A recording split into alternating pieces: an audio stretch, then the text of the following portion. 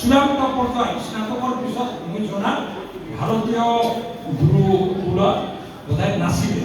গতিকে তেওঁলোকক আজিৰ পৰা বোলে যিমানে বোলে আপুনি গুৰুক নাম ধৰিলেহে বোলে সেই মন্ত্ৰটো কামত দিয়ে।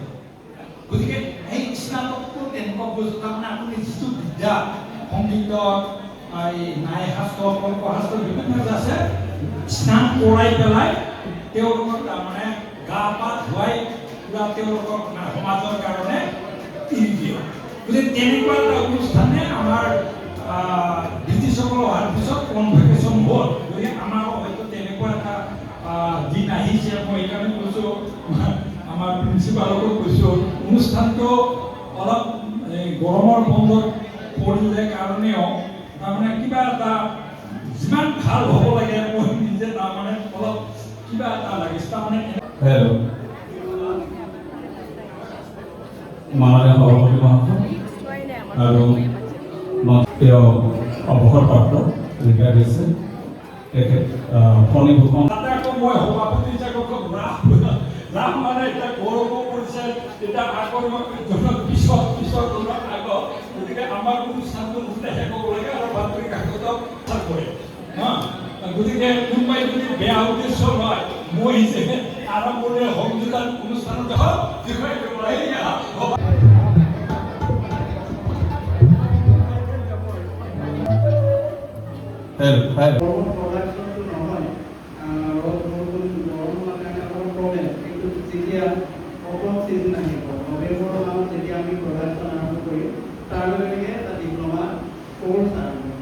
আৰু এই ডিপ্ল'মা কোৰ্ছটো মই ভাবোঁ এই ডিপ্ল'মা কোৰ্ছে আমাৰ ছাত্ৰ ছাত্ৰীসকলক চাকৰি বাকৰিৰ লগতে যিটো ব্যৱহাৰিক দিশ প্ৰডাকশ্যন কেনেকৈ কৰিব লাগে সেইটো নিশ্চয় আমাৰ ছাত্ৰ ছাত্ৰীসকলক উপকৃত কৰিব। আৰু তাৰ কাৰণে বিজ্ঞান শাখাৰ ছাত্ৰ হ'ব লাগে বুলি কথা নাই, এই কলা শাখাৰ ছাত্ৰ ছাত্ৰীয়েও এই ডিপ্ল'মাটো ল'ব পাৰে।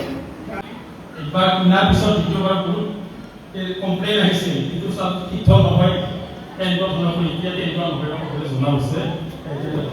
আপোনালোকক কওঁ কিন্তু যিহেতু আজি খুব ডাঙৰ সন্মান আৰু সন্মানটো বহুতখিনি পালোঁ। 2022 চনতো ঠিক এই ডাউনটাউন ইউনিভাৰ্চিটিৰ কৃষক কলাকাৰ হিচাপে পাইছোঁ আৰু অসম গৌৰৱটো আপোনালোকে জানে। তাৰ আগতে 2016 চনত নেশ্যনেল এৱাৰ্ডো পাইছোঁ বুলি মেডেজৰ কাৰণে তেনেকুৱা ধৰণৰ দিল্লী তেনেকুৱা ধৰণৰ। পিছত এইখিনি আজি এই সভাৰ জৰিয়তে মই এইখিনিয়ে কওঁ যাতে এতিয়া অলপ এই এতিয়া শিক্ষা বা DA পাছ কৰাৰ পিছত প্ৰত্যেকজনকে চাকৰি পোৱা সম্ভৱ নহয়। যাতে সেইটো কাৰণে যাতে আমাৰ ছাত্ৰ ছাত্ৰীসকল বঁটা হ'ব নালাগে তাৰ উদাহৰণ মই নিজে পাইছোঁ। আমাৰ ভোগেশ্বৰী ছাৰো জানে আমাৰ যিমানবিলাক ব্লক আছে অসম ব্লক বঁটাই হওক বা অসম ব্লক নবতা অসম ব্লক নোপোৱা বা ৰাষ্ট্ৰীয় বঁটা পোৱা বিভিন্ন বঁটা পোৱা বহুত ডাঙৰ খেতিয়ক আছে। তেওঁলোকে DA পাছ কৰা তথাপি তেওঁলোকে নিজে খেতি কৰাৰ উপৰিও বহুত মানুহ সংস্থাপন দি আছে। আৰু আজি তেওঁলোকে যদি চাকৰি হৈ আজি সেই ইমানখিনি আগবাঢ়িব নাপালোঁ হৈ আৰু বহুতে চাকৰি পালে খেতি কৰাও আছে।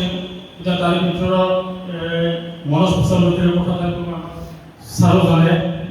তেওঁ দিল্লী চিফ মিনিষ্টাৰ আছিল, পুলিচ পঢ়া ছাত্ৰ আছিল। পিছত তেওঁ চাকৰি বাদ দিয়া গাহৰি ফাৰ্ম কৰিল আৰু যিকোনো শিক্ষাই হওক বা নিৰ্মাণেই হওক তাত কোনো এটা কামৰ পৰাহে আৰম্ভ কৰে। অৰ্থাৎ ডাঙৰকৈ আৰম্ভ কৰিব নালাগে, সৰুৰ পৰা আৰম্ভ কৰিব লাগে। কৰি তেওঁলোকে আজি অসমত বহুত মানুহ আগবাঢ়ি গৈছে এনেকুৱা ধৰণৰ কৰি। সেইকাৰণে আমাৰ ছাত্ৰ ছাত্ৰীবিলাক চাকৰি নাপালেও যাতে হতাশ হ'ব নালাগে।